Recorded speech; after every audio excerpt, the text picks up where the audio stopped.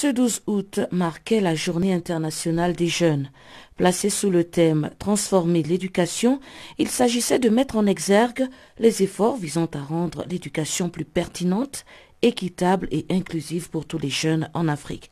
Pour nous en parler, nous avons joint Issa Okende Lokoché, spécialiste des programmes santé, développement et bien-être des adolescents au bureau de FINUAP en République démocratique du Congo. Transformer l'éducation est une interpellation pour tous. Il attire notre attention sur le fait que de nos jours, où les grossesses non désirées, l'infection à VIH, les violences sexuelles, ainsi que les discriminations basées sur les genres menacent la santé, le bien-être et l'épanouissement des adolescents et des jeunes, savoir lire, écrire et calculer ne suffisent plus. En effet, comment comprendre qu'une adolescente qui suit son cursus scolaire normal puisse se retrouver avec une grossesse non désirée, qu'elle puisse tenter d'avorter clandestinement et dans le pire des cas, perdre sa vie. Dans ce cas, le paradigme même de l'éducation clé de la réussite tient-il toujours? La réponse va être non, Paola. Parce que l'éducation actuelle n'est pas adaptée aux réalités des temps actuels. L'école continue non seulement de donner un savoir livresque pour faire des têtes bien pleines au lieu de faire des têtes bien faites, mais aussi l'école n'est pas accessible à tout le monde et c'est là indépendamment du fait qu'on soit un garçon ou une fille.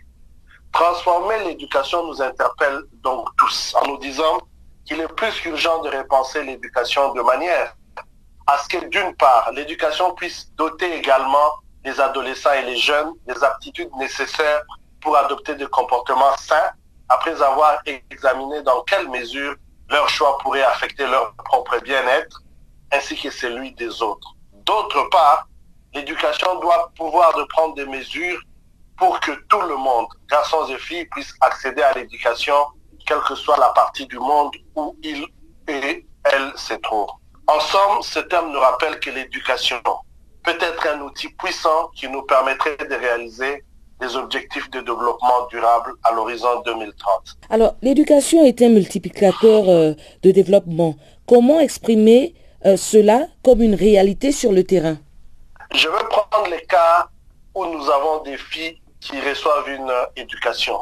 Si les filles reçoivent une éducation, cela leur permet d'abord, d'éviter des grossesses non désirées parce qu'elles vont faire recours à la contraception. Cela leur permettra de pousser leurs études plus loin parce qu'elles vont échapper au mariage précoce. Mais cela leur permettra également, une fois en famille, de pouvoir planifier le nombre d'enfants qu'elles veulent avoir et quand elles veulent les avoir. Mais cela leur permettra également de travailler, d'exercer un métier libéral ou autre. En incitant que ces quelques cas, je voudrais dire que l'éducation va induire d'abord un développement personnel pour la fille, mais aussi cela va permettre de relever le taux de prévalence contraceptive, de réduire la taille des ménages, de relever le produit national brut, qui sont autant d'indicateurs de développement. Donc vous voyez vous-même comment est-ce que l'éducation va servir de levier pour le développement humain, le développement économique, le développement social, le développement sanitaire. Voilà un peu dans la réalité comment est-ce que se manifeste l'éducation comme un multiplicateur de développement. Et pour terminer, quelles sont les mesures qui peuvent être prises pour que la transformation de l'éducation soit concrètement vécue en Afrique? En mon sens, la première des choses à faire, c'est qu'il faut avoir une volonté politique ferme. Il faut en effet que les politiques puissent prendre conscience de l'état actuel d'obsolescence du système éducatif de l'Afrique et prendre également conscience de l'effet multiplicateur du développement que l'éducation peut avoir si une réforme adéquate est opérée. Cette volonté politique doit se manifester à travers des lois, des politiques et surtout la consistance des enveloppes budgétaires effectivement allouées à cette réforme du système éducatif. Une fois que nous avons cette ferme volonté politique, par la suite, il nous faudra revoir le contenu des enseignements et la méthode pour les dispenser.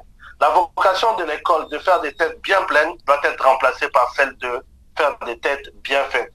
L'enseignement fondamental théorique doit intégrer de nouvelles techniques qui, elles, sont susceptibles d'assurer le développement psychosocial de l'apprenant. En somme, il faut assurer un équilibre entre l'acquisition des connaissances théoriques, d'aptitude et de développement.